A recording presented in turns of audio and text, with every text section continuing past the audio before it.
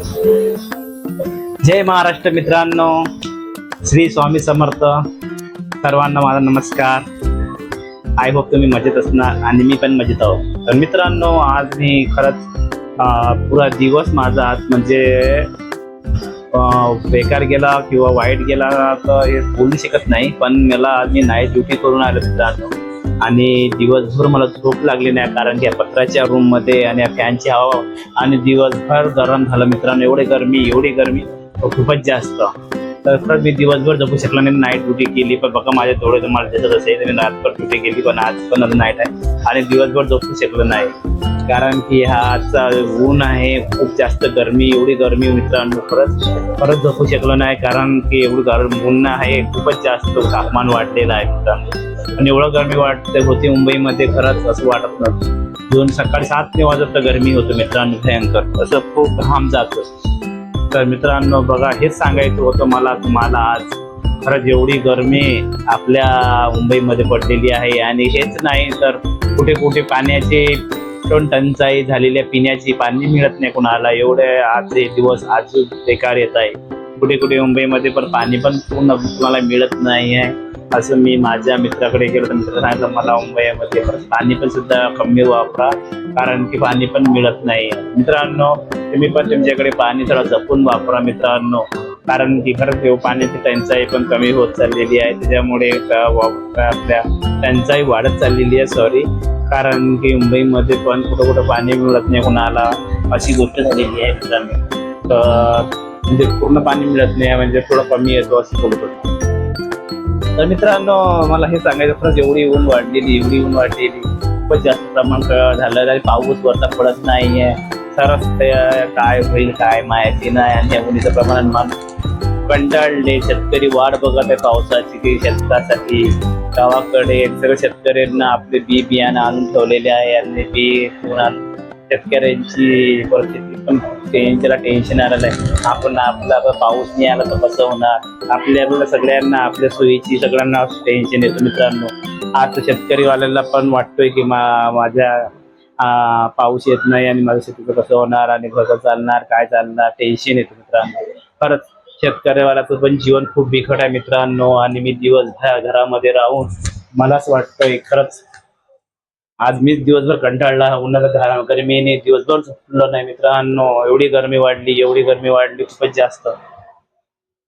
सहन करण्याची ताकदच राहिली नाही. एवढा टँकीमधलं पाणी वर असतो ह्या टँकीमध्ये मित्रांनो. पाण्याच्या टाकीमध्ये एवढं गरम पाणी, अजून पण गरम पाणी. तसं काही गरम कसं गॅसवर केलेलं एकदम कडक पाणी आहे मित्रांनो. एवढं गरम पाणी आहे, एवढी गरम आहे काय. थंड पाणी पण आंघोळ करायला नळ आल्यानंतर करावं लागतो. तर आताचे 9 वाजले मित्रांनो. बघा घड्याळमध्ये दिसतोय. तर आता 9 वाजले मित्रांनो. तर कूलर चालू आहे. अजून एवढं गरम होतंय. कूलर थोडा 2 मिनिटं बंद केला. आता रात्री 9 वाजता तरी गरम होतं मित्रांनो. थोडं 2 मिनिटं बंद करतो, एवढी गरमी आहे.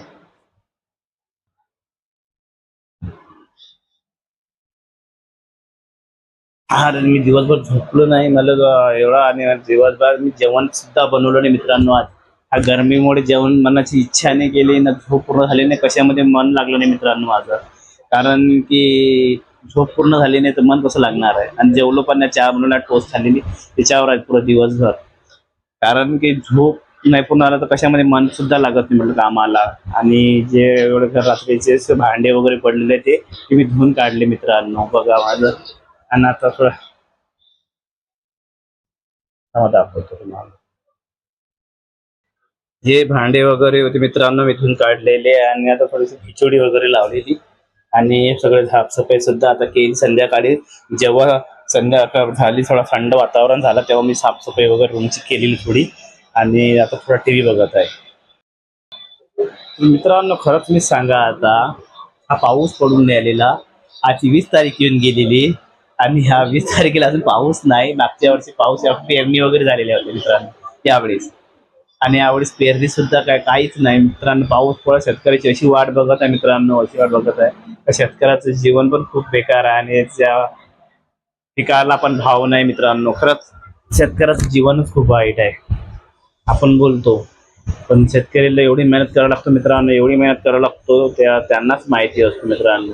पुरा रात दिवस तो पावसामध्ये, उन्हामध्ये, थंडीमध्ये रात दिवस तर शेतकऱ्याचा मरमर करत राहतो शेतीमध्ये.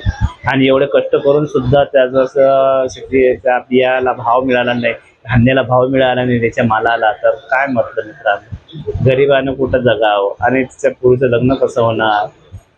शेतकऱ्याला खूप काय विचार आहे मित्रांनो. तर मित्रांनो, खरंच खोटं मी बोलत नाही.